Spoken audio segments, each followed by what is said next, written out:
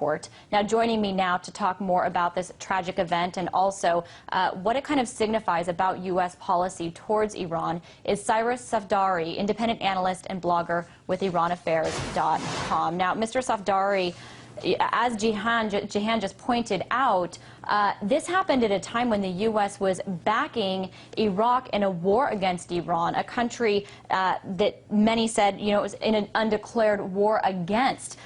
Is this kind of an incident or an example of hypocrisy? Well, it's one of the examples of many hypocrisies that have been going on, not just back then, but continue to this day. At the time, the United States was backing Saddam's use of chemical weapons against Iran as well. Now, let's switch over to sanctions, because this week we saw President Barack Obama sign into law the toughest sanctions against Iran, telling them they need to be an international player. They're not playing by the international rules. Now, when we look back at this incident of the Airbus, is this a double standard here?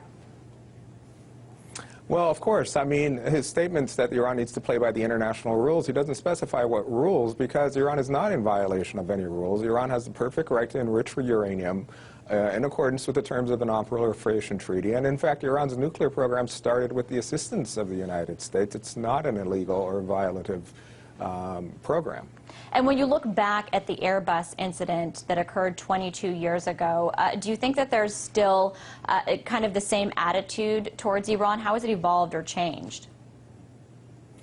Well, we still have this paternalistic attitude, but what's important is to realize that the Iranians are not silly or stupid. They're quite aware of the history of their country with respect to the United States. And so when the United States presumes to lecture Iranians about human rights, the Iranians naturally wonder, where is this coming from? Where was this concern about human rights when, for example, the United States was backing Saddam, or when they shot down the Iran Air 55, or all the other events that have happened between the two countries? So there's awareness among Iranians, but what about among Americans? You know, I'll make a bet with you that this weekend we don't see this, you know, anniversary make newscasts. I mean, I don't think that most Americans even know that this happened. How do you think that Iran is portrayed in the media here? Well, having lived in the United States both before and after the revolution, I can assure you that most Americans can barely find Iran on the map. What do you think about, you know, this specific incident, the anniversary from 22 years ago? I mean, is this something that still has relevance that people need to know about today? People here have probably absolutely no idea that it ever even occurred. And why is it important for them to know, or is it not? Is it irrelevant now? Well, it's important to understand the context between the history of the two countries. Every day here we are bombarded by the latest Iran news. However, this news is never placed in any kind of context which would allow it to be understood. Instead, it's constant fear-mongering and scaremongering. And as a result, the Americans may know what's happened 20 minutes ago, but they don't remember what happened 2 years ago.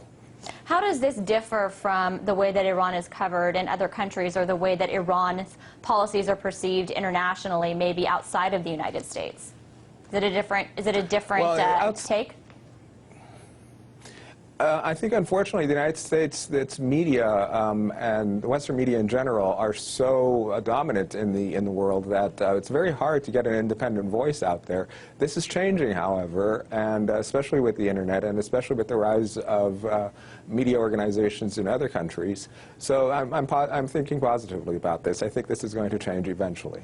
Well, you mentioned that some of the incidents that I brought up were just, you know, a few of the examples of many hypocrisies over the year. What are some of those that people may not know about or may not be aware about that you believe have been brushed under the rug, but that are nonetheless very important?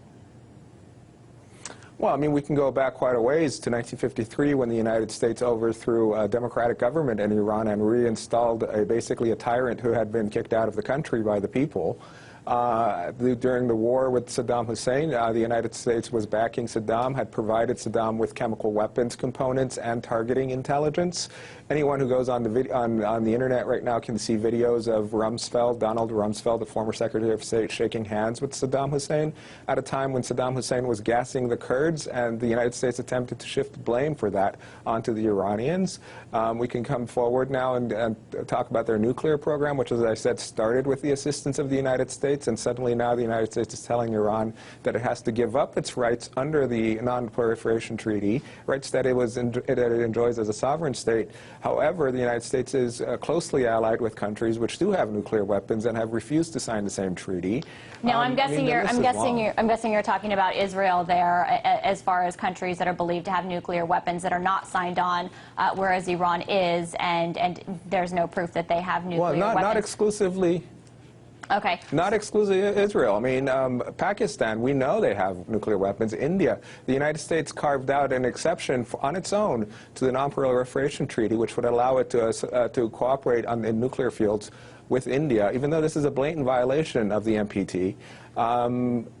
So why, in your view, nobody in Iran can be fooled by this. Why, in your view, then, is Iran targeted? Well, there are a number of reasons why. Basically, what we have here is a third world country that dared to rise up and overthrow a U.S.-backed dictatorship. Now, if Iran can do that, then so can the people in Saudi Arabia, so can the people in other countries in which the United States is closely allied with the ruling governments. And this presents a threat to not just the U.S. interests, but to basically many interests. Israel's regional interests are endangered by an independent and powerful Iran as well. All right. Well, I want to thank you for all of your insights on Iran, past and present, and the U.S. policy towards the country. That was Cyrus Safdari, independent analyst and IranAffairs.com blogger. Well,